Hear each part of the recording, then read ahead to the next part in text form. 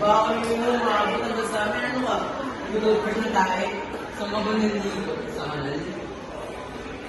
Ano ba yan? Mukha mo pa lang. Parang problema na. Ano yung pinabasa mo? Walang kwenta. Bakit? Ikaw kasi tita, hindi naman pangkasot ako sa'yo. Bakit? Ano ka ka lang ba sa kausap ko? Ba't mo pa rin? Tama na, hayaan mo na. Ano yung ka ba? Hoy!